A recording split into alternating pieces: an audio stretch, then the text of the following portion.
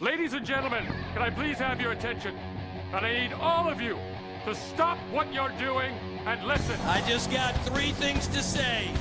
God bless our troops. God bless America. And gentlemen, start your engine!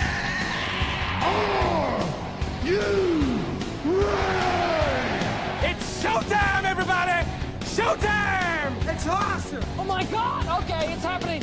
Everybody stay calm. What's the procedure, everyone? What's the procedure? Stay calm! Welcome to the fucking show.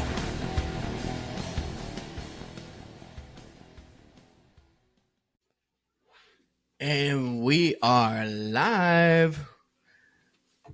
Dude, What's up? so happy for you to be on this. Yeah, no. When did we talk about it? February? Was that when? Yeah, it was Was like it February? Yeah. It had to have been. And I know it was it's been a long time coming, that's for sure. Yeah.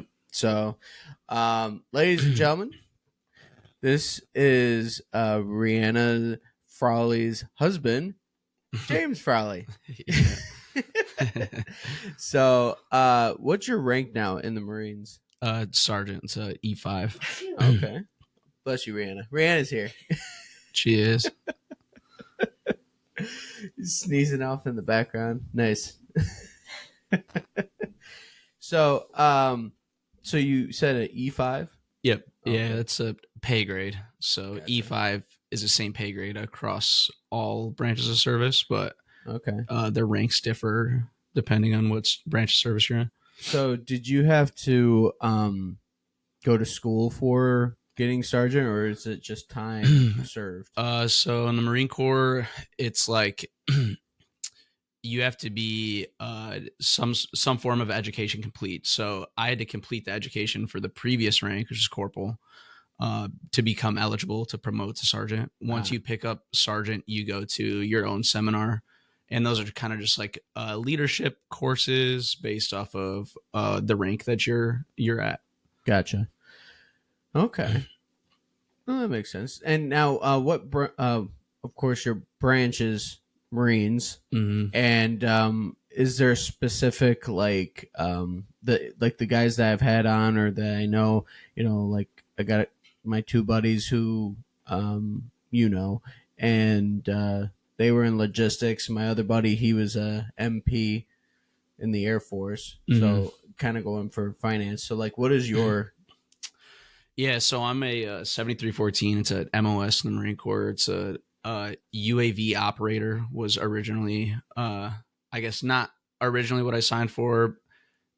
They break it up. Like I said, I'm a 7314. When you sign your first contract, sort of depending, but generally when you sign a contract, I signed for 73XX, which, so there's 7314 is an enlisted UAV operator. 7315 is an officer UAV operators. And then there's some more jobs in there. Air traffic control in the Marine Corps is also under 73. So when I got 73XX, the contract was air control something was like the 73XX MOS. And then I thought I was going to be air traffic controller. It was kind of how it was explained to me, like, oh, air control, like you'll probably be an air traffic controller. okay? So that's kind of what I thought coming up through training. So you go to boot camp, and then if you're not in infantry, you go to MCT, Marine Combat Training, which is like a month long. And at the end of that, they give you your actual contract and they give you orders to whatever schoolhouse you're going to. So then you go to school after combat training. And I was there, finished MCT after that month, and found out that, or they didn't give me orders. And I was like, what's going on? Like, oh, whatever. We have, I don't know, 200 to 300 people in this company. And all of these guys got orders besides like maybe 10 of us. And the guys that didn't get orders were the guys that needed to get flight physicals. So there was, I think, 2 of us that were going to the UAV operator field. And then 4 of them, I think, were crash fire rescue, which is basically a firefighter for the airfield. So they train to put out fires for crash or downed aircraft. Okay. And then maybe a couple other guys they send to like a holding company. So then I go sit in holding. And while I'm there, my only goal is to continue to like go to aviation medicine and try to get my flight physical so that they can up me to fly aircraft. So pretty much, what exactly is your main goal for everything? Because it sounds like you want to be a pilot. Am I Not in the ballpark? Not necessarily. That wasn't ever my thought when I like first joined the Marine Corps. And to be a pilot in the Marine Corps, you have to commission. To do that, I have to go to 4 years of school, which I didn't go to any college at all. Right. And then, it never started out that way. I thought, I'll be an air traffic controller. I'll get these qualifications in the Marine Corps that cost a lot of money to go to school for in the civilian world. Yeah. And I can get out and I can make a 6-figure career doing air traffic control at Detroit, you know what I mean? Yeah. And like just going to work there and controlling the airspace and stuff around the airport. And then that didn't happen at all. And I got the drone contract, did my flight physical. It took me super long time because as a student, they don't really prioritize you over the pilots that are actually stationed there. And we're not even at the schoolhouse. So it's not like we need this. We just need this to go to our follow-on school. Right. So I was stuck there for about 4 months in North Carolina, just waiting. I knew my schoolhouse was in Arizona. And then, I was kind of just waiting to get this flight physical. It took me a few months. Finally went out to the schoolhouse in Arizona, which is an Army schoolhouse. Did my ground school and stuff there. And then they told us that the Army aircraft that we were training on, the Marine Corps also had, but we had divested or got rid of it in the Marine Corps. So I was at a schoolhouse learning to fly an aircraft that we weren't flying in the Marine Corps anymore. And then after all this training's done, schoolhouse, combat training, all of that stuff, you go to the fleet is what they call it. So Fleet Marine Force.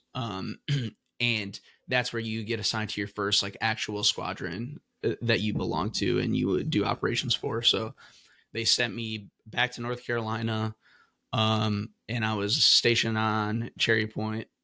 And then from there, they sent me to my actual aircraft schoolhouse. So I flew the RQ-21 Blackjack. It was I can show you pictures too. It's a 16-foot wingspan, which you think is pretty big, but it's like not really. You look at it, like the body of the aircraft is like, I was like, whoa. The body of the aircraft's probably like the size of a toddler, like a small child. It just has a really big wingspan to float in the air for a long time, you know? Okay. And so, we flew that for 4 years, deployed with it, did all that stuff. And then we got rid of that one. So now they're sending me to school to learn how to fly the MQ-9. It's a much larger aircraft, full-size airplane. But I'm no longer flying that aircraft as enlisted. I'm only a sensor operator. So I'm just moving the camera on the aircraft. And then the officer side is a pilot and he's actually flying the aircraft. Oh, that's cool. So you're I didn't want to say you're like Goose. In a sense, yeah. You're like the other controller kind of guy. But is there one guy in the plane or are you in the plane as well? No. So like it's just unmanned aircraft. So we have this aircraft flying around up in the sky. It can be on the other side of the world and we can fly it from the US. Oh, that's so cool. And we sit in a cockpit per se, or a ground control station. Yeah. And control it. So like it's flying in the air and you guys are down.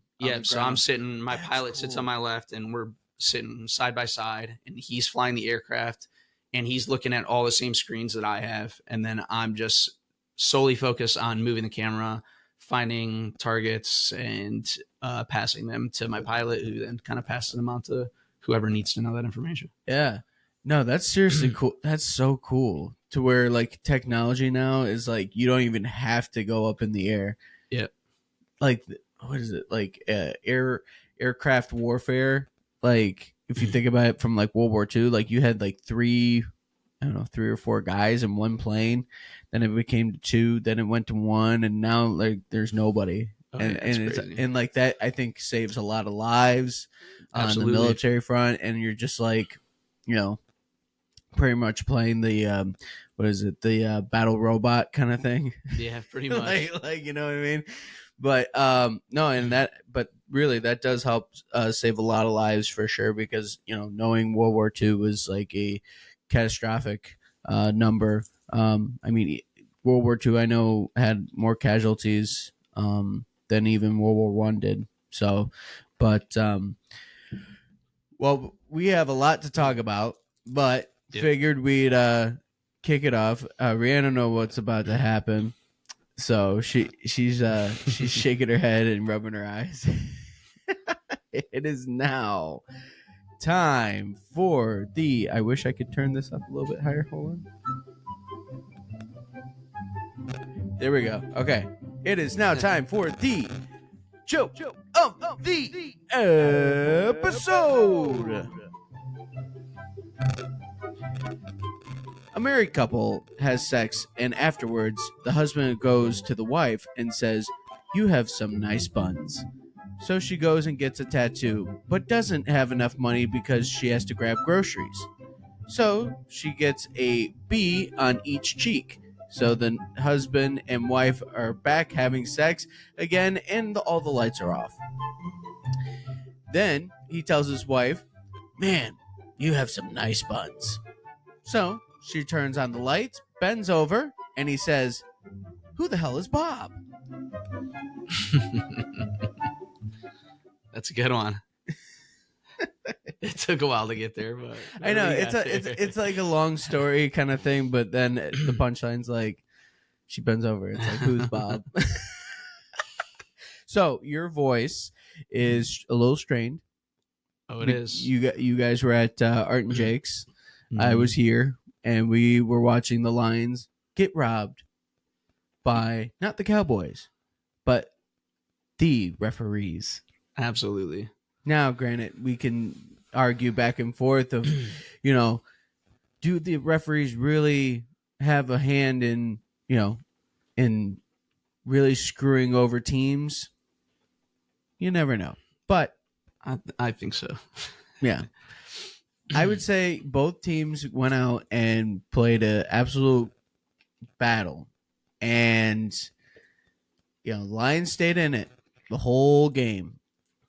But for some reason, there's even film proof that skipper, number 70, was running from the bench, and Decker, number 68, was literally talking to him. And it's video fact that the head ref was Brad Allen was looking right at Decker. Yeah. And and did you see the clip of Goff actually pointing Decker to go talk to the ref, and he said, "Hey, go tell him that you're lining up." Yeah, it is what it is.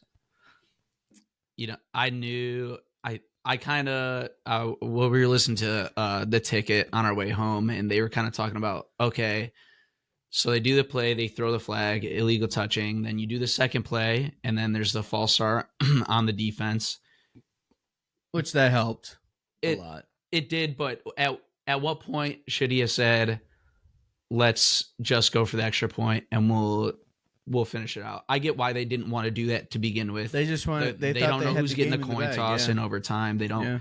But it's Dan Campbell's way, right? Yeah, it's his way, the highway, which that makes sense, but still. It was crazy. Yeah, Art and Jake's was absolutely ecstatic when they threw that. When they got the touchdown in the first place. Oh, everybody went nuts. And everybody's in there chanting, "Go for 2, go for 2." And they did, and everybody's going crazy, and he caught the ball. It was insane. The energy in there was awesome. It was like being at Ford Field, like watching them play. Oh, yeah. It was awesome. I mean, what amazes me, I feel like if anybody was watching that game, they were so hype. This morning I was scrolling through Instagram, and there's this account that I follow, and I believe it's Barstool's Detroit. I think it is. Yeah. And no joke, every single video of that 2-point conversion was the same. And I swear, like, it was like everybody erupted. Everybody, like, didn't matter if you were in public, didn't matter if you were at home, didn't matter if you had 2 people, didn't matter if you had 100 people. Like, everybody was going ape shit over that. Oh yeah. Yeah, no, I watched a post game interview with Goff and him saying, I don't know if I'm gonna get fined for this, but all I know is that Decker did tell the head ref that he was gonna be in play. Yeah. Skipper did not, but somehow the head ref told the other referees that it was Skipper, that it was 70. So we'll see. I have a feeling the NFL is going to make an announcement. I don't think they're going to like overturn the game or anything. There's still 24 seconds on the clock or something like that. But well, and they can't go back and Right. play. Yeah, that's so what I'm it's saying, like, so. I mean, I don't know. I think they're gonna keep it, and then they're gonna try and see the Cowboys against the 49ers and screw us in a time to get a championship. But we'll see. Everybody was 'Cause, just, I mean, we want to see Dallas Well, in the playoffs now. yeah, I mean they clinched the division, Yep. but they don't have a playoff berth, correct? Who? The Lions. Uh, Like, are we automatically going to the playoffs? Yeah. I was about to say. Yeah. I'm like, all right, I'm like, because every time they show up, like, playoff berth and won the they were division showing and it. stuff. We should be playing the Chargers in week 1 of the playoffs. Okay, all right, not terrible. Is Herbert's healthy again, right? Or is he out? I'm trying to think. I couldn't tell you. Oh, okay.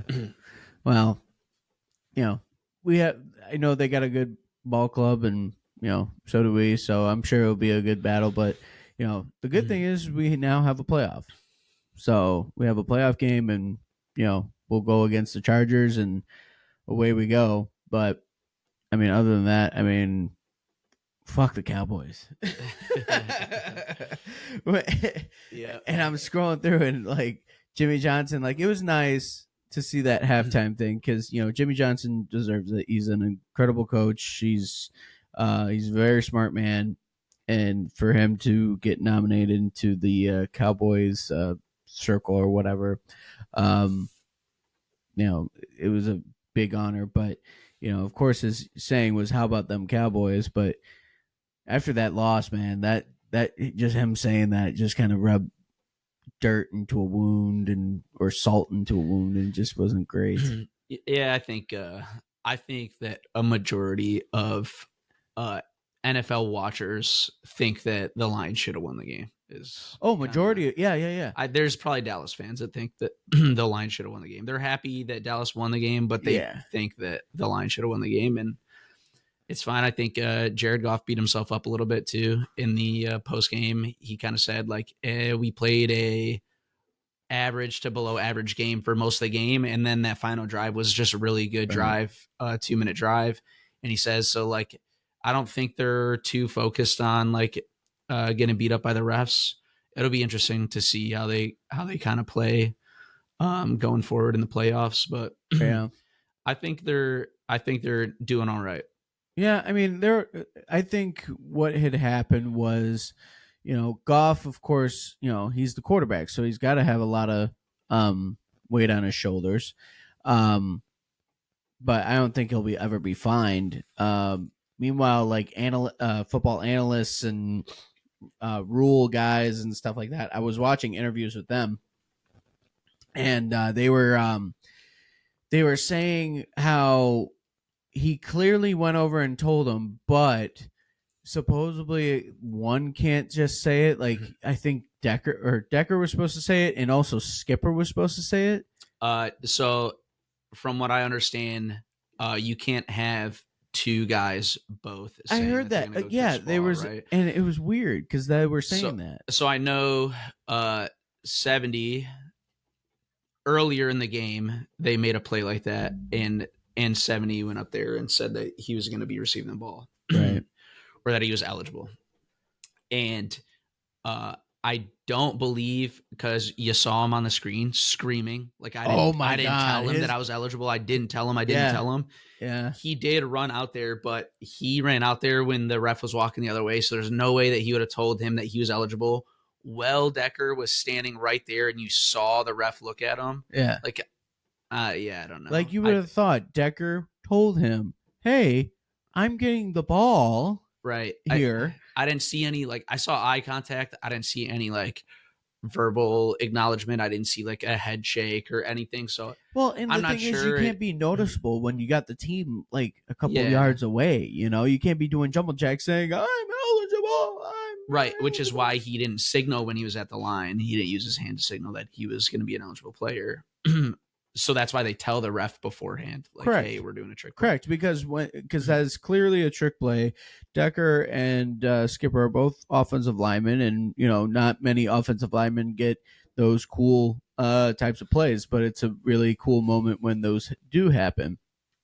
And where the big man is in the end zone and just scores a touchdown it's a great thing. But I mean, this game will probably go down in history as the most overlooked or underlooked, or however you want to call it. But it will be definitely something that people talk about for a long time. I mean, it will probably be as rewatched and talked about as when Brady did the forward pass. Mm-hmm. Remember? And then they made a rule about it. Right. Because of like his arm was like going forward, but they didn't know if it was a forward pass or not. Yeah, there was a call. I think the guys were talking about. I don't want to get too into it because I don't know all the information. But this thing happened with the Lions versus Dallas about 10 years ago. I think there was another call that kind of threw the game for the Lions. So these guys were all just chatting about it in Art Jakes. But yeah, I mean, the same thing like Megatron catching the ball in the end zone, not having both feet in the end zone. Yeah. And then making a rule about that after that. Yeah. You know, like it happens to the Lions, I guess. Well, I can definitely tell you this: Dan Gamble was not happy. Oh, he was not happy at all. Did you see the post interview?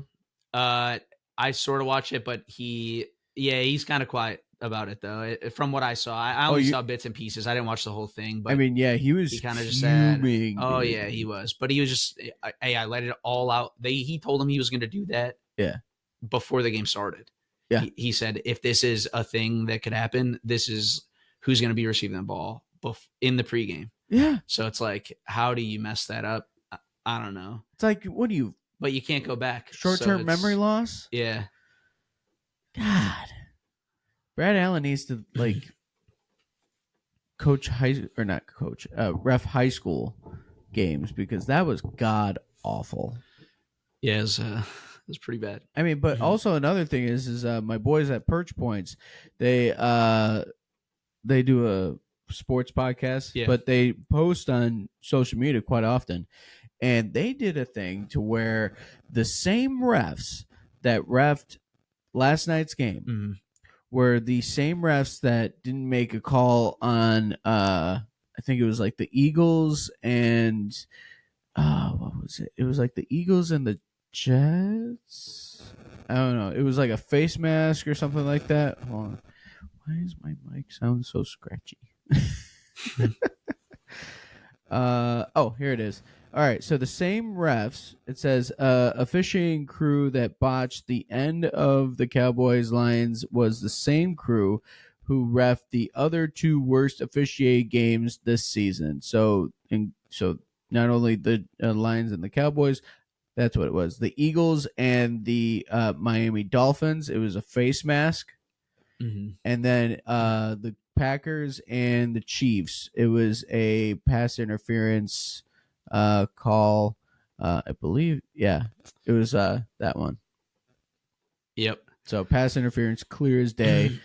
But of course, they didn't want to see it. They just they Ray Charles'd it. Yeah, that call definitely hurt because it was the game coster. Yeah. But I think there was more than just that. I think their first touchdown when Prescott's got all this time to throw the ball, like, was there no holding going on the offense when he's scrambling around Yeah. in a safety territory? Yeah. Like, and he had all the time in the world to get this ball off. Yeah, that 92-yarder. Yeah, the 92-yarder. Yeah. Like, and we went and looked back, and I could see 2 instances that definitely could have got called for holding. Right. And it didn't happen. And then kind of same thing happened with us a little bit later in the game, and it was that holding flag went up immediately. So, yeah, you know, I'm a little salty about it. It feels like the refs were on the Cowboy side, but dude, I would be too. I feel like every Lions fan right now is very not happy, and we're definitely gonna have some fun tonight. So yeah, I mean, yeah, what we're gonna celebrate like we did win. Oh yeah, for sure. So it feels like they won. Yeah. You guys got any plans tonight for New Year's? Not solid. Nothing solid. We Nothing talked about stone. going downtown. Okay. It might be a mess down there. I don't really want to drive down there tonight. I was gonna say it's gonna be so busy, Yeah. and I mean, I feel like maybe one time in a blue moon, maybe do it, but I mean that just sounds so chaotic. It does, and it's been, oh my gosh, we've been at the bars for the last 4 nights in a row. So, isn't that something? Like I feel like every night I've like had a drink in my hand. Oh yeah, and it's like, oh, it's been like that at least since Christmas. Yeah. Oh yeah.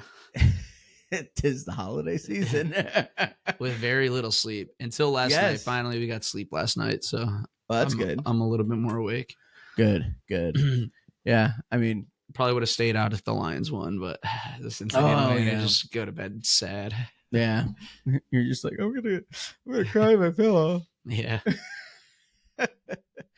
So nothing planned really. I mean, are there a couple of ideas? Yeah, we talked about like going down like downtown Rochester. Okay. Yeah, downtown. I think we got some families that are doing stuff close to us, so who knows? We'll figure it out. Yeah, you'll find somewhere to kind of party and stuff like that. Have you guys got any New Year's resolutions? Not really.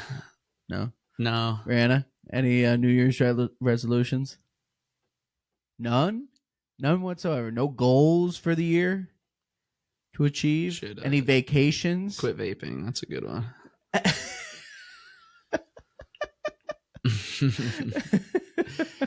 She just gave him a dirty look. Yeah. So no year time goals or anything like that? No, I think I've been pretty bad about coming back home for the holidays and drinking and eating a lot of food and stuff like that. Yeah. Before I came back here though, out in New Mexico, and I was going to the gym at least 5 days a week, sometimes 6.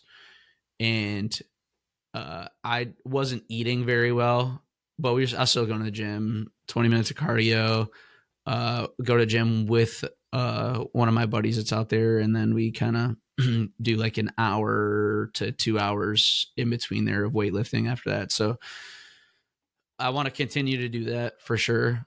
But I think if I had to choose a New Year's resolution, it'd be to a better diet. Okay. Just because the goal when we first started was to lose weight.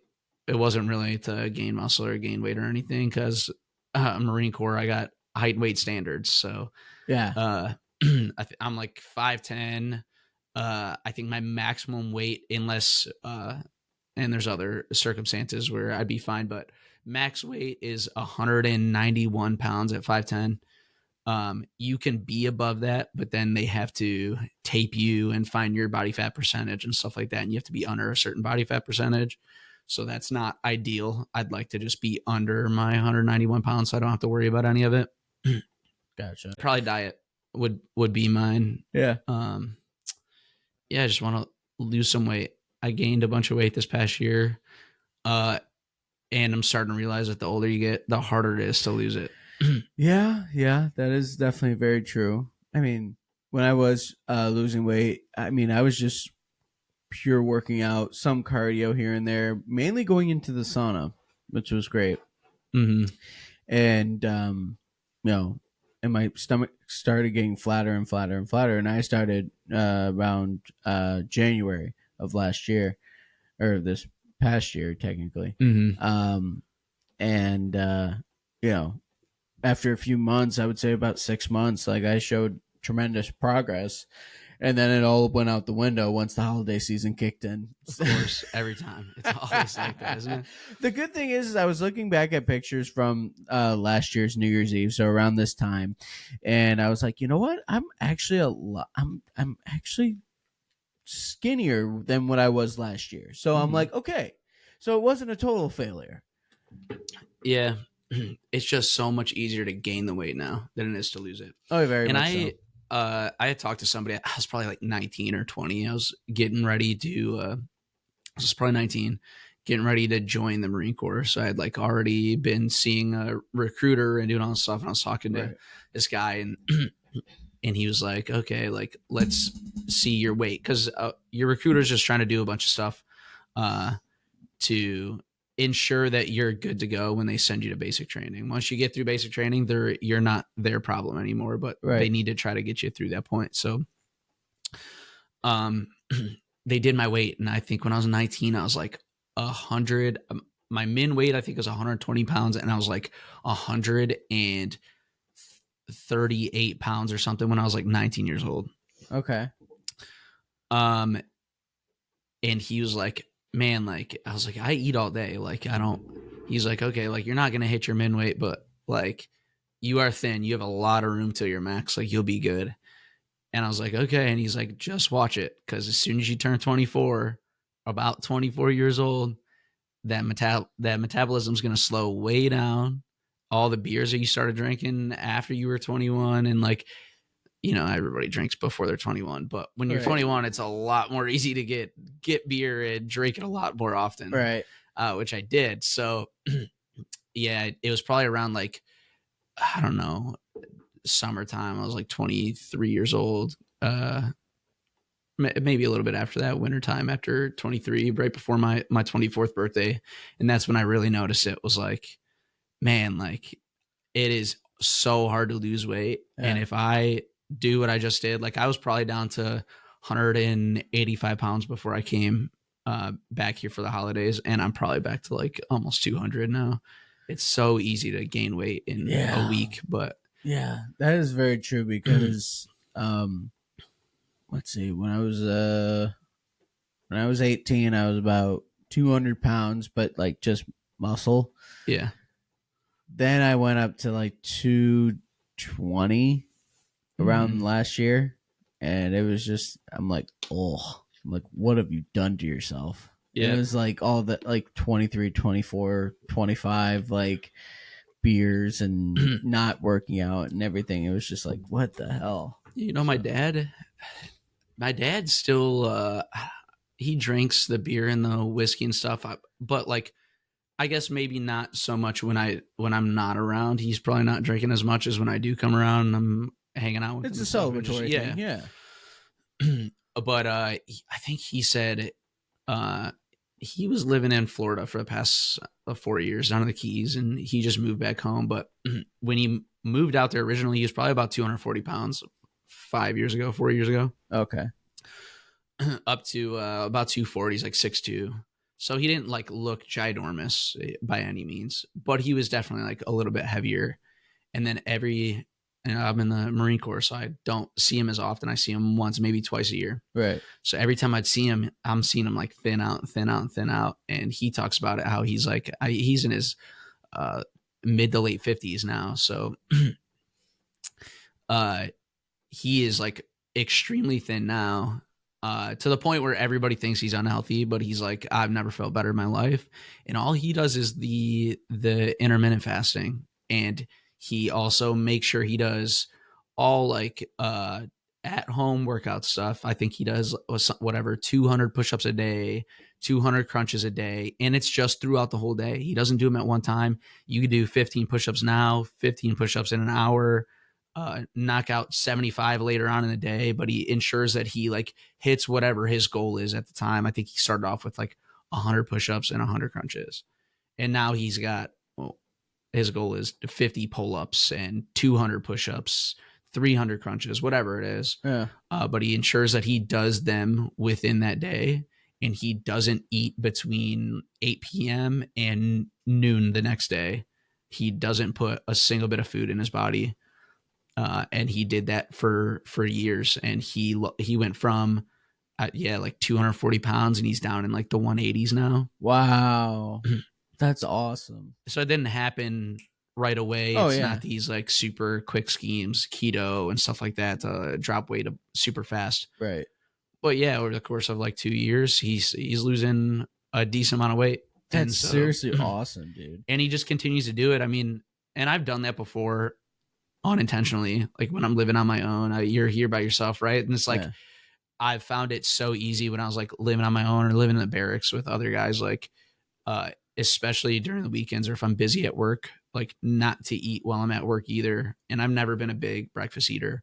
So like I started to realize like, oh my gosh, like the only meal I'm having is dinner, and I'm eating it at like 4 or 5 p.m. And then like I would snack on stuff throughout like the rest of the night until I went to sleep. But I realized like if you don't eat 3 meals a day, like after a couple of weeks, you don't really feel hungry during those periods that you could be eating a meal. Like if I never eat breakfast, I'm never hungry at breakfast time anymore. Right. Ever. And then if I start skipping lunch too, like for the first week or 2 weeks, I'll be hungry at breakfast time, but then that goes away too. And then it's Yep. like my body's just used to only eating 1 meal a day. Yeah. And that's kind of what he said. And he's been doing it for 2 years or 4 years ish. He's still doing it now. And he said he has way more energy than he did at 50 years old. Yeah. So I don't know what it is, but like I think it's mainly because my job is like very manual labor. So I think with mine, I always have to what? Check my phone. Oh, you texted me. Thanks. Oh yeah. Yeah. Yeah, I did read that. Yeah, we'll talk about that in a minute. Yeah. She mentioned something that had happened at a local bar around here.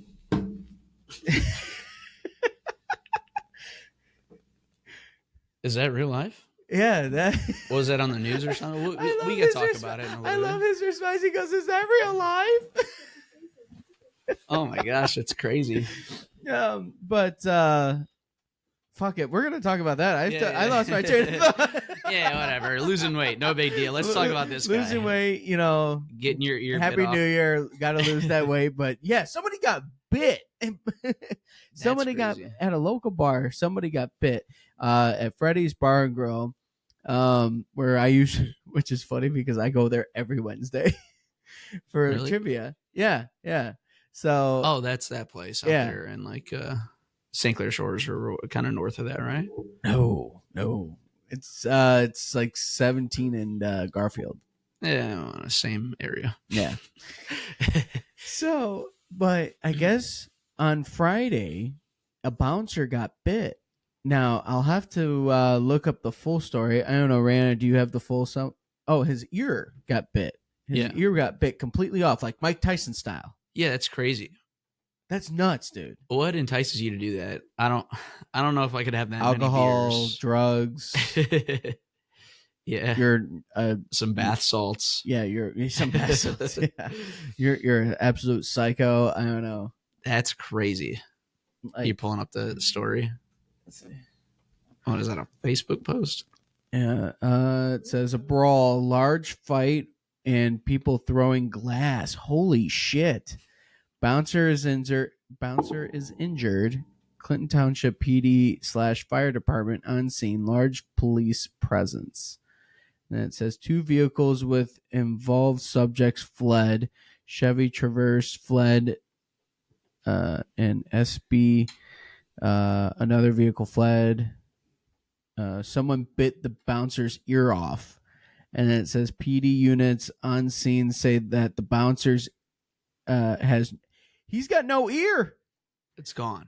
It's gone. That's crazy. It's not a Vander Holyfield part where he, It's just, Mike like, just torn. took Yeah. a little bit, off. No, but that that guy thing ate is the whole ear. Oh my god. That's a way to lose weight. Dude, that's nuts. That's insane. Especially like somewhere that you go to often. Yeah. Yeah. I'll have to wear earmuffs now. Yeah. Always gonna have a hat on or something. Like a beanie to cover your ears. A beanie. You gotta be safe out here. And then if you see a little bit of earlobe, I'll be like, nope. Mm-mm. Yeah. Or yeah. Pulling down. That's crazy. I can't believe that.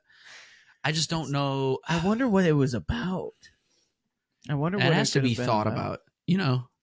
I don't think that like, anybody thinks about doing that in the moment. Like, who's like, I'm gonna fight this bouncer, and then goes, oh, there's his ear and chomps on it. That doesn't happen. No. This guy's been thinking, if I ever get in a fight with somebody in a bar ever, I'm gonna eat his ear off. That was his move. That was his power move. If I ever get in a fight, I'm eating.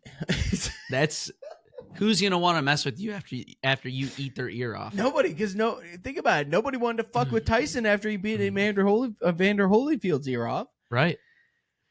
Nobody wanted to fuck with Mike. I Yeah. mean, granted, he was the baddest man on the planet, but still, biting that man's ear off kind of put him to another level. You know what I'm saying?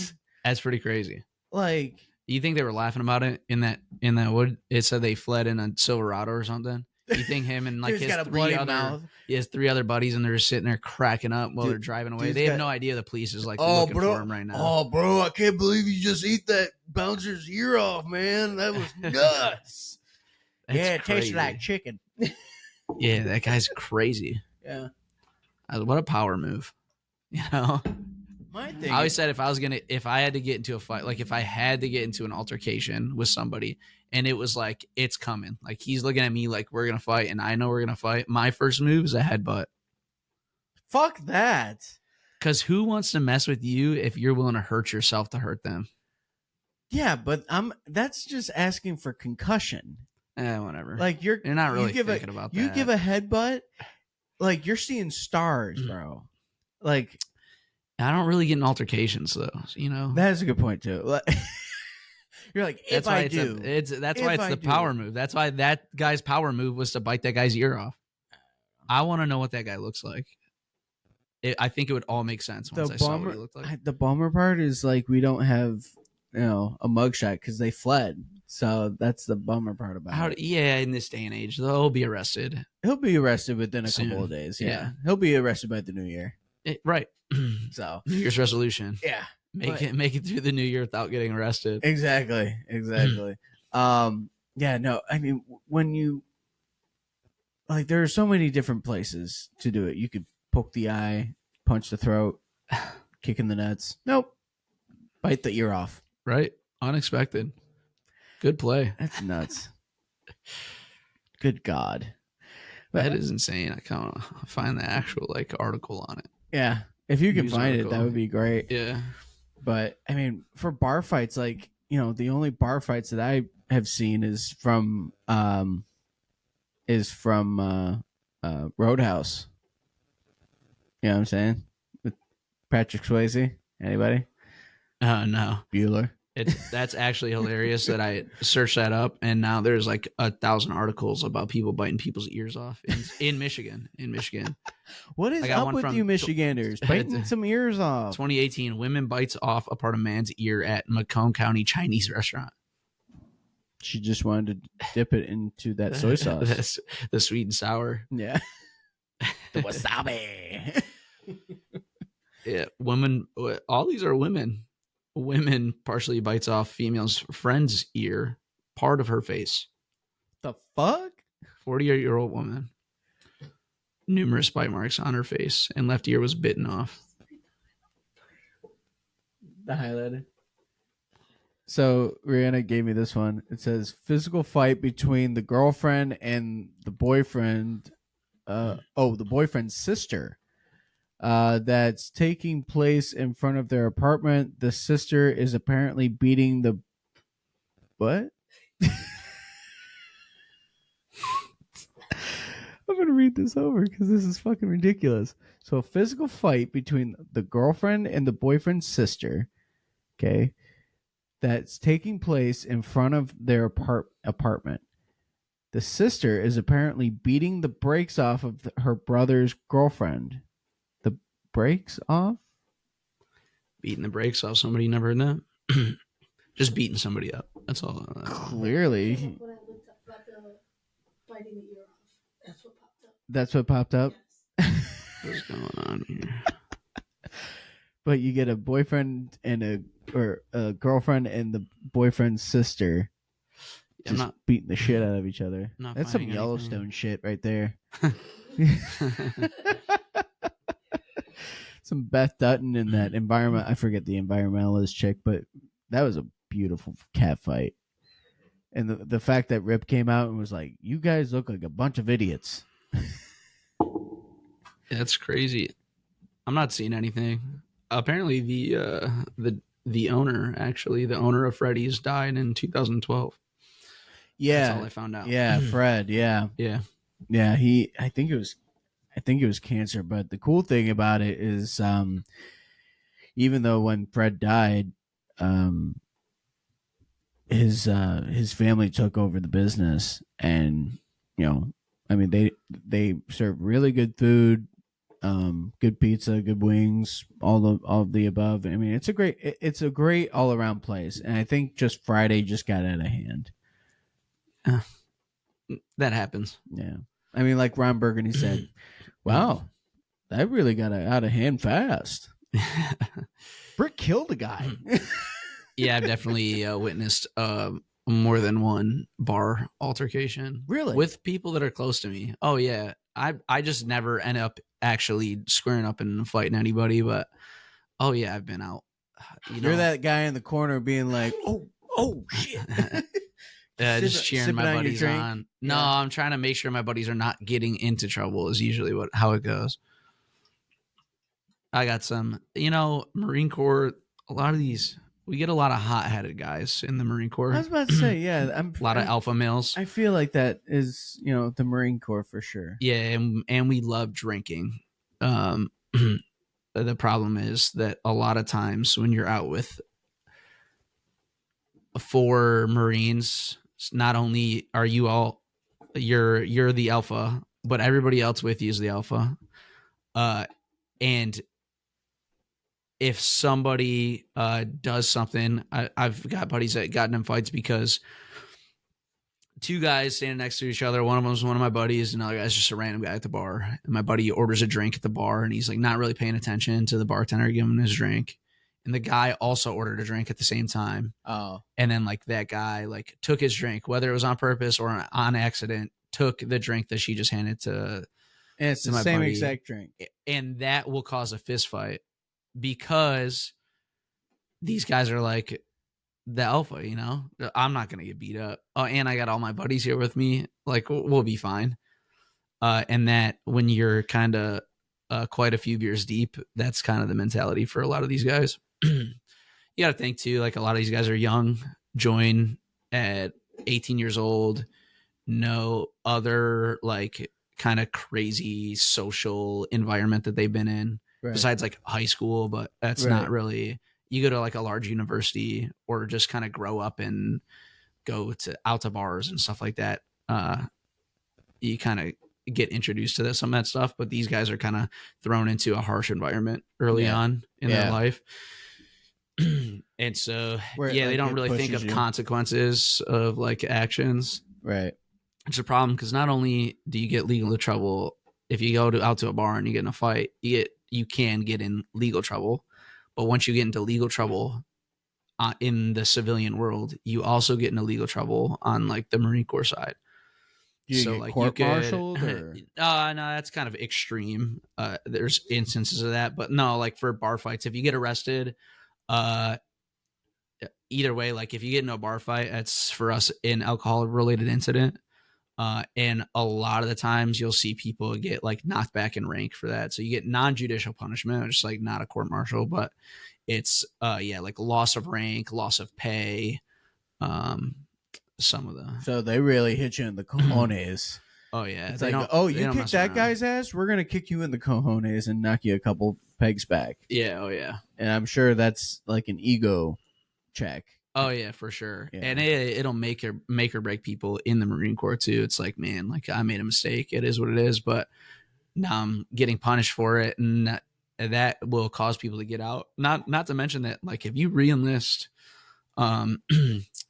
you have to put in a package, and it has to get approved. So it's not like I want to stay in. Okay, here's your 4-year contract. Sign it. No, you have to put in a package and say, I want to stay in. This is why I want to stay in. I have letters of recommendation. This is what people think about me. They think that I'm a good person, and then you submit that package, and then they approve or deny you. Oh, And if they approve you, then they'll send you your reenlistment back, and you either sign it or you don't sign it for that extra additional contract. So like if you have to, all that stuff's reported. So if you put in a package and then somebody looks at it like, oh, this guy got a DUI, or he's been arrested twice or whatever happened. yeah. We knocked him back in rank and all this stuff. And if they don't see improvement past that point, Right. because you just like, it is what it is, and you just kept doing your job, but you're not doing anything like extra to put yourself out there, Right. that can bite you in the ass in the back end. And So say even if a guy got arrested for a bar fight, and but he's done amazing stuff in his job, he's done above and beyond, even after the bar fight and everything like that. Will they still re-enlist him technically? right now, probably. All the services right now are really hurting for people. And are they really? Oh yeah, absolutely. Because I had a buddy of mine come on, and he was telling me about today's youth that are joining the military and how god awful that is. Yeah. It's just different.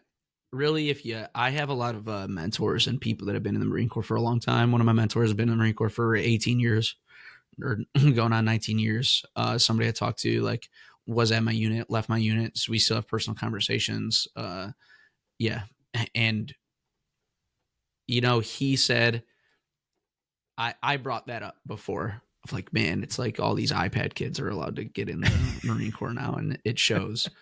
And his kind of response to that is that, like, it wouldn't matter what it is, everybody sees that. So like when my generation of people, like late 1990s kids, started joining the Marine Corps, all these guys that were born in the 1980s or the whatever, they also were like, oh my gosh, look at all these new guys joining the Marine Corps. You know what I mean? Like every generation is different, and what's going on in the world is different for all these people growing up. So yeah, we're seeing the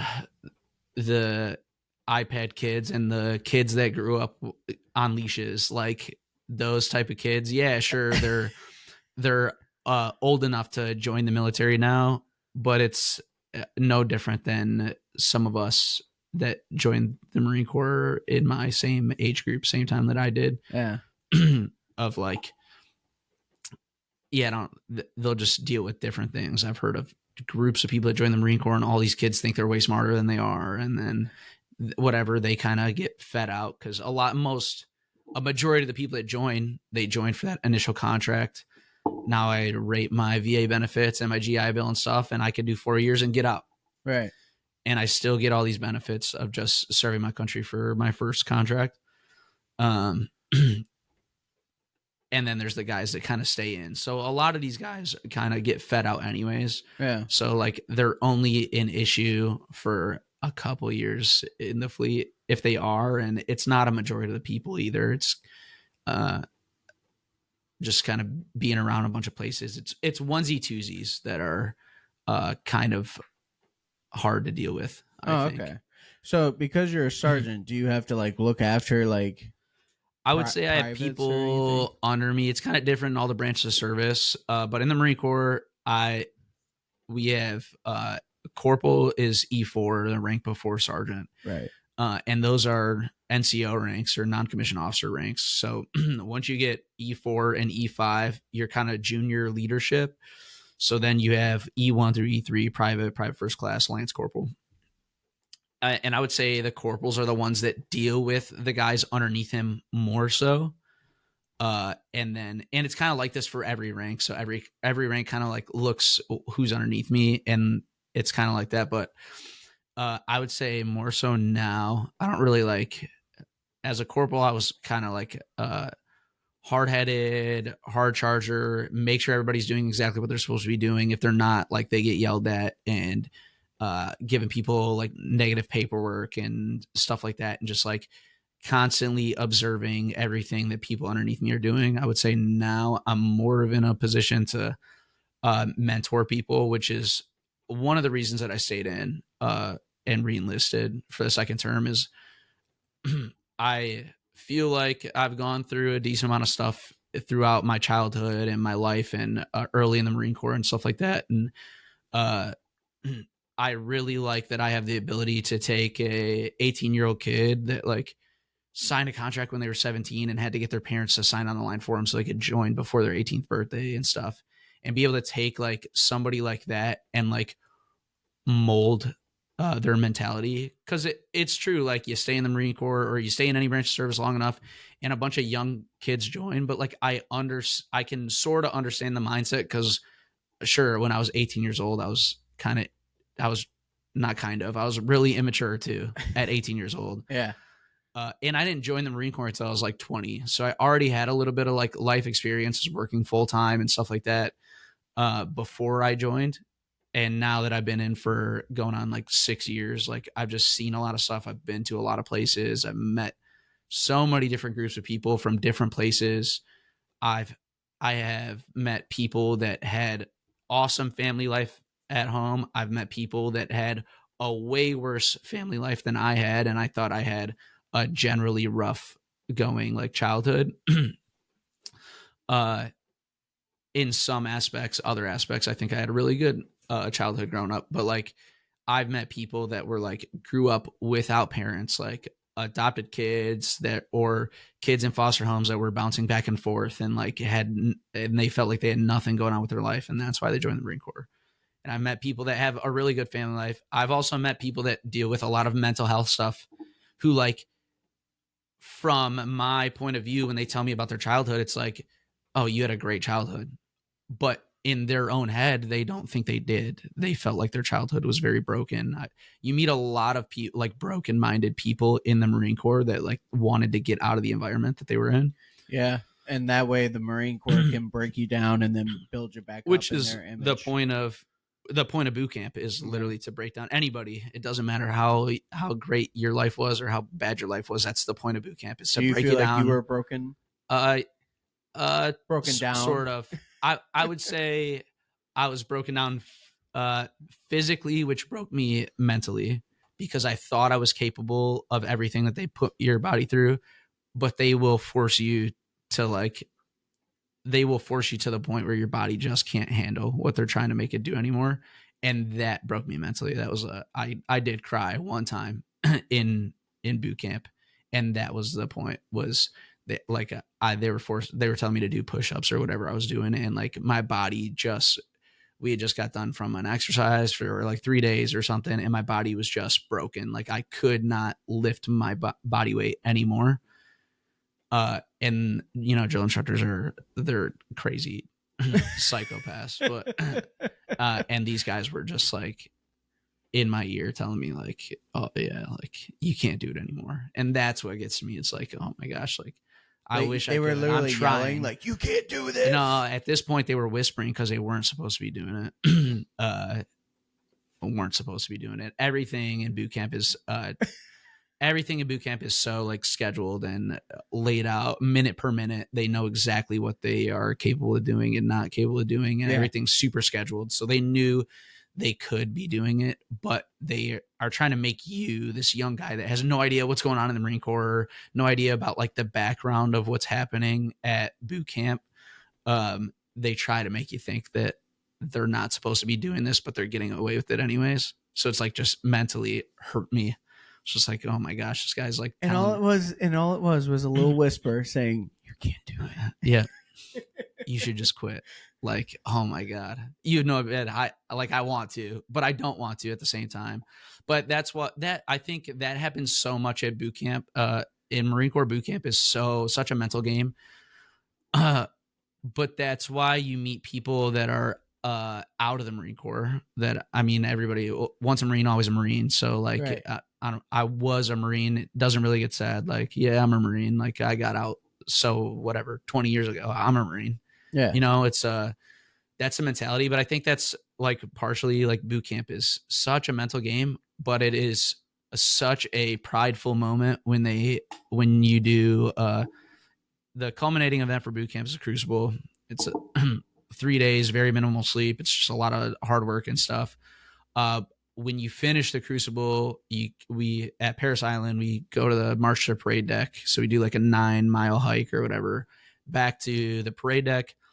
Go on the parade deck. You stand in front of Iwo Jima monument, and they hand you this Eagle Globe and Anchor.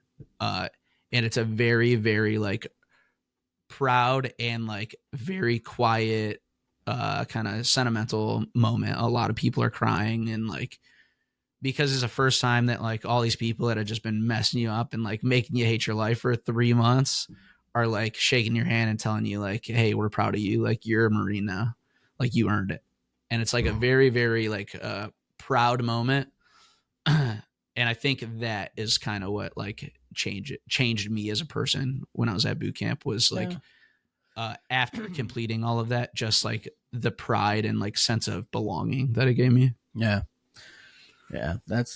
And I mean, when Rihanna was on here, she told a lot about, the different like scary moments on her end, and how like you had to call her and you're like, "Hey, I'm okay." Yeah. Like that one story. Yeah. I mean, we could talk about some of it. I don't think I should be too specific, but No, understandable. Yeah. So, 2021, I left for deployment on the 24th Mutes Marine Expeditionary Unit. That's all very like public information that the 24th MU went out in 2021. Where we go in the future is like kind of hidden information, but now that it's kind of all behind us, it is what it is. I can talk about it. It's not like classified information. Yeah, or anything. and whatever you are free to say, go ahead and all right. tell it. So. Yeah, I'm gonna do my best. Not Don't have to like, go into get too court-martialed many or details. something. Here. Yeah. Yeah. So we go on a ship. It's part of a group of ships. So fly the RQ-21, like I said before. So smaller ISAR, it's intelligence, surveillance, reconnaissance aircraft. So like we don't have missiles. Like, this aircraft is very, very small. I actually just read an article, I guess like some country that purchased the RQ-21 actually found out how to put like small, super small, like grenades or something strapped to the RQ-21. Marine Corps did not do that. So all we use it for is like a camera, like just surveillance, reconnaissance, stuff like that. So we go out on these ships, and this RQ-21 is designed specifically for taking off and landing on a ship. So like we take off from a pneumatic launcher. It just pushes us off with pressure, kind of a catapult. And then when we land, it's got hooks on the wings. So we kind of crash the wing into a rope. The rope hooks on the end of the wing, and it kind of like crash lands. And then they lower this crane, and they just pick up the aircraft, stick it on a cart. Oh, okay. So it's designed so that it can land on a ship, because it doesn't have wheels or like landing gear, nothing like that. Right. So a majority of the time, this is also like COVID's kind of ending, but foreign countries are still kind of closed for public access. So yeah, I got to kind of see the world from a ship per se. Went over to like the UK area, And then stuck around there for a little while. Eventually made our way into the Mediterranean. Got to stop in Greece, which was super cool. We got to get off, I think, in the UK we got off too. But if we got off the ship, it was just we were only allowed on the port that the ship is actually like parked at. We can't leave anywhere. Right. Greece was like a little bit open, so they had a lot going on at the pier or in port, or right there on the pier. And then we also got to do like they're kind of trips designed for the people that are coming in, but the spots were very limited. So I tried to sign up for a bunch of these things. The only one I got selected for was a hike, and I thought the hike was going to be super cool and like short, and it was like a 7-mile hike down a gorge. So like this gorge between these two mountains was dried out, so there's no water running through it. It was just like rocks, but these rocks are all like slippery and stuff like that, and we had to hike like 7 miles like downhill on slippery rocks. But it was cool. We were in Crete, so we weren't actually like mainland Greece. We were on an island off of mainland. Oh, that's cool. And it was beautiful. It was awesome. Like, it was funny kind of seeing the world and going, like, infrastructure is kind of different in other countries, but like landscaping is like, there is a place in the United States that looks like everywhere that I've been to in the world. Isn't that something? It's just weird. It's like we were coming into like the UK, and it was like, this could be like, this could be Virginia. It's just the houses look different. Yeah. You know what I mean? Like, Yeah. Yeah, we were in like Crete, and it was like, this could be like somewhere in California, like Southern California. Right. Or like more like Northern California, I meant. But yeah, it's just funny. But it was gorgeous. It was awesome. We had a great time. I mean, we get off the pier, and then they let us drink beer and hang out and stuff like that, and just kind of get a little bit loose, because it's hard being on a floating metal box for months at a time. Yeah, understandable. So yeah, we stopped there. We left. We ended up going down into the Red Sea, so kind of near like Egypt, and like Jordan and stuff. Up there in the Gulf. And so like we went down there, and we were just kind of out there like just doing more training. For a majority of the deployment, it's just like we're just doing training stuff. Right. We're just getting able to train in a real-time environment. And then we kind of got word that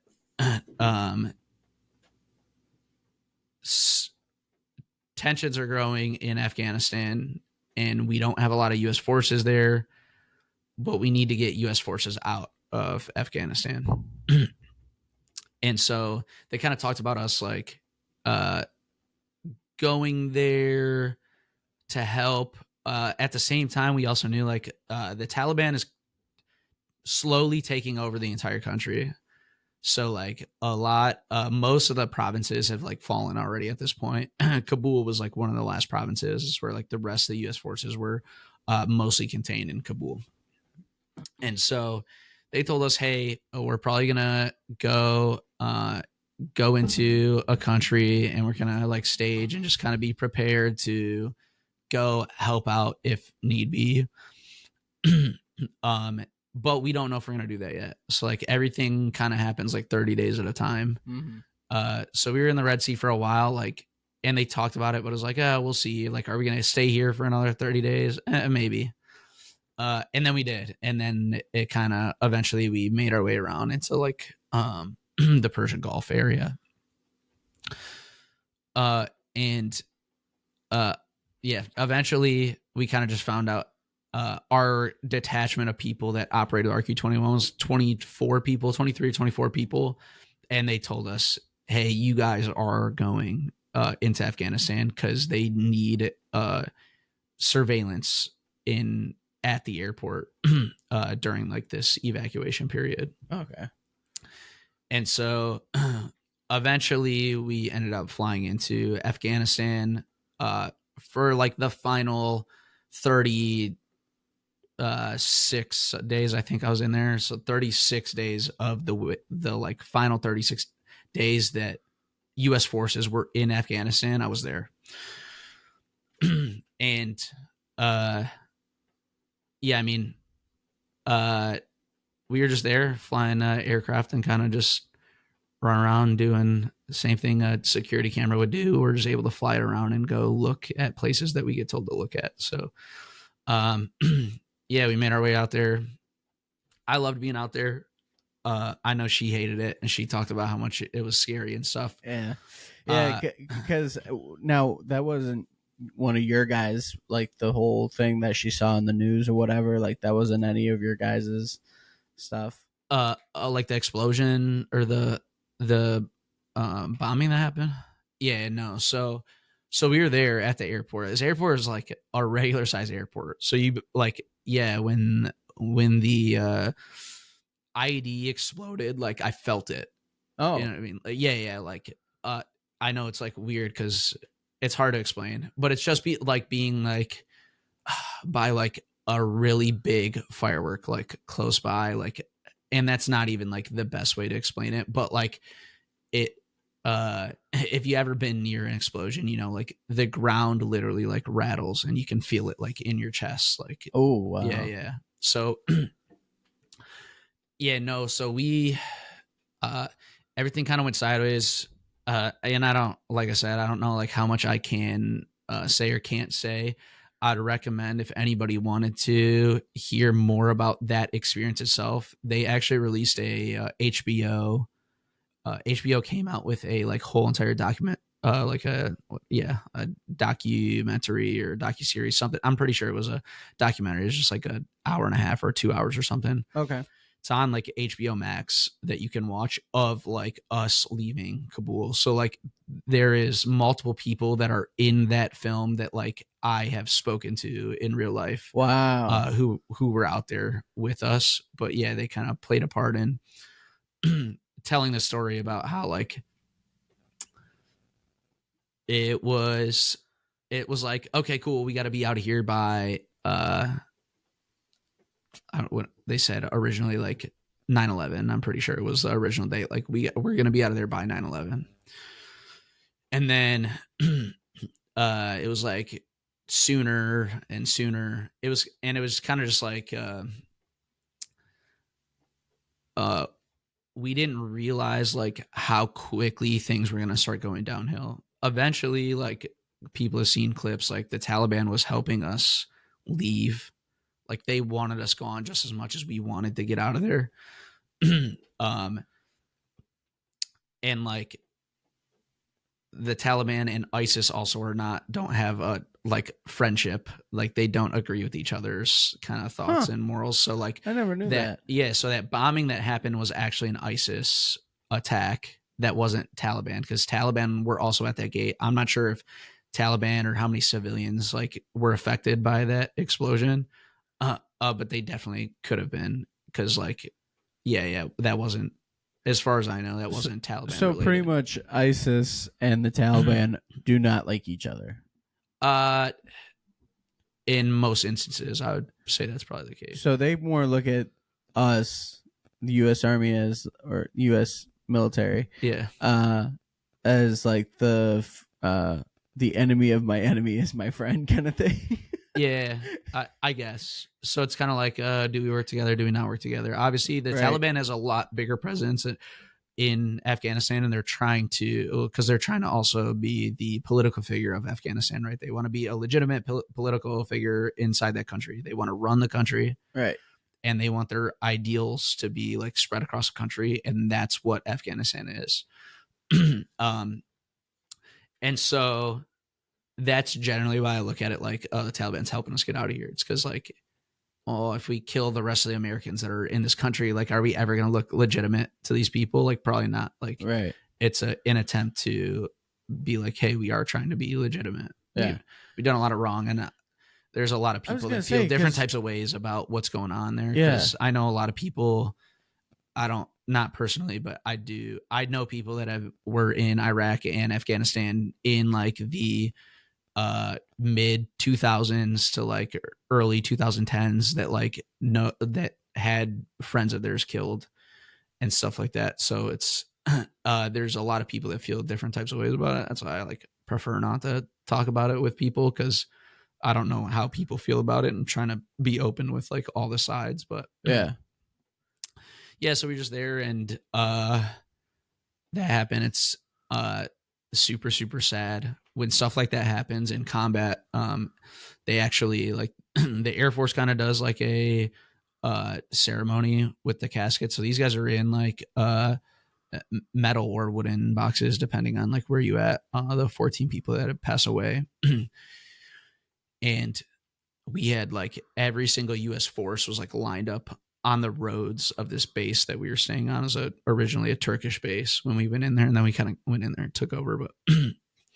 But and we had watched all of their caskets like drive through the streets while everybody's kind of standing on the side of the road silent, and you just like watch these 14 caskets drive by, and then they drive them out to C-17, C-5, whatever aircraft they were getting flown home in. And then they, Air Force like loads them all up in these caskets. And the reason that they do that kind of thing on that side was these aircraft fly back, and they do that same thing when they fly back into the United States with their families. So they have all of these 14 people's families are sitting on the flight line, like waiting for their like dead children to get back home. And then they're kind of just standing out there, like waiting for these caskets to like come off a plane and pay their respects and stuff. Right. So it's like, it's a very sad moment Yeah. when you're over there. But yeah, we just as a Marine, like as somebody that kind of signed up for this type of stuff, like I know it was scary for family back home and stuff like that, but I just liked being out there because of the sense of purpose. Like this is why you joined the military. Yeah, it's something bigger than yourself, and and I definitely understand what that is like to be a part of something that's bigger than yourself, and being proud to be a part of something that has been around for a very long time. And it's, I mean, granted, I just work for one of the big three, but still, like, it's like the Marine Corps has been around for so long, and everybody knows somebody that's a Marine. You know what I mean? When I saw your buddy in the bar the other night, and he's like, "Oh, I was in too." I was like, "Oh, didn't know that." Which one? Chris. Oh yeah, yeah. And he was I got them both over there on that little plaque there. Oh, so, yeah. If you want to give me a wall, then I'll put yours on there too. Oh yeah. Yeah, I'll give you a picture of me. Hell yeah. I'll give you like a big one too, like the big old 12-inch one. You still got one in your house, I think. Bring that over to him. I'll hang it on the wall. But yeah, I talked to him. I've seen like you guys post stuff on Facebook, but it's just so weird. Like, yeah, I know multiple people from the state that have joined. I met other people that like joined and left from Michigan too after I joined. But yeah, it's like people that I'm like actually like close around or mutual friends that are like, oh, I was in the Marine Corps too. Like, yeah, oh, that's awesome. Yeah, and it's so interesting because they go, oh, my dad worked for Chrysler. Oh, my dad or grandpa worked for GM or something like that, Yeah. Or they would say like, oh, do you know so and so? And I'd be like, no. Yeah. I'm like, nope, no, I don't. Or yeah, I've heard of that name, but don't really know the face or something like that. But I mean, there have been situations to where it's like, oh snap, like that's such a small world kind of moment, I feel like that just happens the older you get too. We were just talking about this, how we had saw one of her friends, ex-boyfriends, lived in a neighborhood with the same neighborhood that one of my dad's like childhood best friends lives in, that he's still very close with to this day. And so her friend was dating this guy, and she stood up in our wedding, and she was there, and she saw this guy that like lived in the same neighborhood as her her boyfriend did. Yeah. And their families are very close friends. The boyfriend and my dad's best friend are like close friends just because they live in the same neighborhood. So I don't know like if it's the wives that are like close friends, but either way, like one of her bridesmaids like knew somebody that was there for me, not for her. You know what I mean? Like, and it was just like, oh my gosh, like, why are you guys here? Like, because I know James's dad, you know, and it's like super funny. Just like find people that, you know, like know people that you know. Yeah, and randomly. even like with our situation too, like that Right. was probably the weirdest yet funniest thing. Yeah, I don't know why, like I just knew your name. Yeah, Yeah. And it was so weird. It was like I knew your name, like we had gone to high school together, but like yeah, we had just never spoken before. But we Correct. never went to the same high school or yeah. anything. Like, Nope. We've never been anywhere that the other one's been. Nope. But and then you're let's see, because you and Kyle have been buddies since grade school. Is that correct? I would say probably middle school. Middle school. Yeah, my parents had gotten a divorce when I was in like second grade. I finished off second grade in like Macomb, the city of Macomb. I don't know, Gotcha. like north of Hall Road, like Heidenreich. Macomb Township. Yeah. So yeah, I had gone to elementary school there. My parents split apart, and then third grade I moved with my mom to Warren. And that's when I started going to Warren schools. Gotcha. So I'd been living in the same neighborhood as him since third grade. Okay. But I'm not sure. We talk about this all the time when I'm with him or when I'm with our other buddy, Michael. Yeah. Like we don't actually know when we kind of met. Like we were just young kids. Yeah. But I'm pretty sure it was middle school because when we were in elementary school, I would walk to school because it was like right down the street. But once we went to middle school is when we started riding the bus, and I'm pretty sure like the bus is kind of where we met, and then from then on we kind of started hanging out. Like I think like Michael invited me over his house on the bus, and then like I went home or whatever, threw my bags down, I walked over to his house, knocked on the door, and like me and Michael have been best friends ever since. And Kyle's one of those like super close one of my best friends. So yeah. That's awesome. And then, so was Michael your best man? Is that correct? yeah, Michael was. Michael was, yeah. And then right behind him was Kyle. So Yeah. Which is hilarious because then I remember I was at your guys' wedding, and I'm sitting in like the pew area, and I see Kyle walk down the aisle. I'm like, what the fuck? I'm like, That's Kyle. I'm like, I know that guy. Right. And that's how I knew your name was because you guys did what catechism Yeah, together. we did catechism from 5th grade onward to 8th grade. Yeah. So I probably met him in like 5th to 6th grade is probably when I started hanging out with them. And yeah, like him and Michael were already really close friends, and that's kind of I met them as a pair basically. Oh, okay. Yeah. Because they would like walk off the bus. Our bus would drop us off like basically in front of our elementary school, and then we'd all have to walk down the same road to get to our houses. You guys had those like long walk conversations. Yeah. So, and that's how they had already been like super close friends because their moms were close friends, and they just grew up together. And then I kind of just jumped into the mix, started hanging out with those guys. But yeah, ever since like probably 5th or 6th grade, and yeah, we're best friends. I don't see them as much anymore, but it's funny, you know, we kind of all went different directions in life. We're all still super, super close. And, you know, I don't talk to Kyle every day, but if Kyle ever needed anything, you know, I could jump on a plane and be with him, or if he wanted to jump on a plane and come out to see me, I know he would do it. Right. And like Michael, I talked to a little bit more because we play video games together and stuff like that. So I talked to him a bit more, but it's funny. Like, Michael's living out in Texas right now, and I've been out in New Mexico for the last 3 months, and we're like 8 hours away from each other. So it was like, just funny. Like, I could hop in a car and go drive and see him if I wanted to. And we grew up together here in Michigan. So yeah. That's so fascinating. And then Kyle's still living here, so yeah.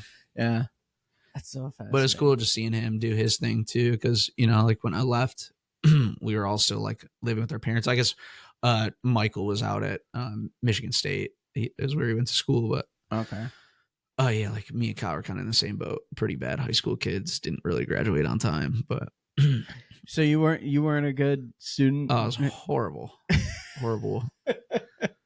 I made teachers' lives miserable. Really? Yeah, it wasn't. I guess probably early on, like middle school and stuff, I started to struggle in school, but that's because I was like a class clown kind of. High school. So I went through a lot of stuff in life, but me and my mom used to fight a lot when I was like a young kid. Yeah. Just kind of like getting into the teenager years. Me and my mom would fight a ton. So yeah, I went to Warren schools for middle school, and then my freshman year, I was like, I don't want to live with my mom anymore. So I moved in with my dad, and he's up in Shelby Township. So I started going to. I would have gone to Eisenhower, but they do junior high out there, so they go up to 9th grade in their middle school. So I ended up going to Mallow for my 9th grade year. And then I did 1 year out there, but I did most of my growing up in Warren. So way different dynamic of children and like how they grew up. And like, very much so. Yeah. like lower middle class to upper middle class or like low high class kids. And I didn't get along with kids out there. I had a small group of people that I like talked to while I was at school, but like besides the 5 guys that were super cool that I got along with a lot, like I didn't talk to anybody at the school. I didn't like people. If I felt people were like super stuck up and just kind of privileged kids. And I kind of got over the fighting with my mom stuff and moved back down to Warren for my sophomore year. So, like when you go into high school, it's different. Like you go from elementary school and then 3 elementary schools go into that. Bless you. 3 elementary schools go into that middle school. So now your friend group like grows and you meet more people. And then you go from middle school into high school. And like at least your freshman year, you still have that same group of friends that you always had. Yeah. But then 2 other middle schools come into it, and now you start adding onto your friend group. Well, where my friends kind of established themselves their freshman year, and I was still friends with all these guys, but it was like I came back to the school my sophomore year, and all my friends had already been there for a year, and it was like, oh man, like I don't know, like it's now time to start over. It's kind of weird, and I kind of became more of a quiet person. I wasn't really the class clown anymore. But I don't want to like brag about myself. A lot of people, like my mom would tell you, like I'm probably one of the smartest people that she's ever met. The problem was that I was like, just didn't care about doing schoolwork outside of school. I kind of like went to school and looked at school like a job, right? Like I don't really care to go to work for 8 hours a day and then like leave work and continue to do work at my house. Yep. That was kind of the same mindset that I had too. And so like, I did really good on tests and stuff, but that just doing good on tests doesn't pass you through school. Oh, see, I was the complete opposite. I would do really well like in classwork. I would like, if there were class discussions, I would be involved in that, but like come to tests, no, like class discussions, count me out. Homework, didn't do it. Like if I didn't get homework done at school, like either before I had to turn it in, that day before I had to turn it in, or like after that class in another class, I'd be like trying to do homework. How many times did you have hookups? The fact that like you'd be like, hey, you finish it? Okay, cool. Let me. Not that much, because I was really like, I was a quiet dude. And like because I like left and I got a different curriculum over there, it was like different. So like in Warren, I think you do like math classes like backwards. So like compared to there. So like for math classes, I would have what you do algebra your freshman year and then geometry your sophomore year. When I went to Mallow, they do geometry their freshman and then algebra the next year. Yep. So it was stuff like that was like that was like backwards at that school. So not only did I go to that school my sophomore year, half my classes were freshman classes. Oh, yeah. So it was like I was never in classes with my friends throughout high school because of like how like backwards and mistaken my stuff was. That's And I have a lot right. of like super Yeah. smart friends that did like early college. So I had friends that were like going to Macomb Community College starting sophomore year. So they only went to high school for half a day and then they Right. were at college. And I had other Michael, my best man, did WIGSPA, the Warren Consolidated School of Performing Arts. So like Oh. he's into set design and stuff like that now. But he went there for 2 hours a day. So he had 2 hours there and then he had whatever 4 hours back at the school. So like a lot of my friends were kind of mixed around. Kyle and me were really, really close in high school. And it goes to show because me and Kyle skipped a lot of school. We didn't do homework. And we both did not graduate high school when we were supposed to. Yeah. But the good thing is that you graduated and that you both are, you know, Doing pretty well. doing really, really well. Yeah. But dude, I mean, we've gone at least over an hour. How long? An hour and 20 minutes, hour and 30 minutes. Lovely. Dude, thank you Time so flew much by. I know time flies by when you're having fun and having Yeah. good conversation. I mean, I really appreciate you coming on. We've been planning this for such a long time, and the Yep. fact that you guys got to come for the holidays and you know, spend time with family, and then we got to also do this like we've always talked about. Yeah. It's an absolute blast, and I'll also have Kyle and his boyfriend on, Yeah, Jaden. Which that will be a treat because it's just funny because it immediately just like out of curiosity just so I didn't have to be so ignorant, you know, like Mhm. I just started asking questions. And Oh, I know. I'm aware. Yeah, You could save them for that episode. I know. They were Yeah, kind of so interesting questions. stay tuned, and it will be a good episode. But yeah, dude, thanks so much for your service. course. I appreciate you, and I thank you so much for coming on the show. But other than that, yeah, check out some reels. I'll post some reels, especially about that ear biting thing. On Instagram and on the Facebook page at Magnificent Podcast. Also, if you just want to send him a quick message and just say thank you for your service, you're more than welcome to just send me an email at magnificentpodcast@gmail.com. We will catch you in the next episode. Deuces. See ya.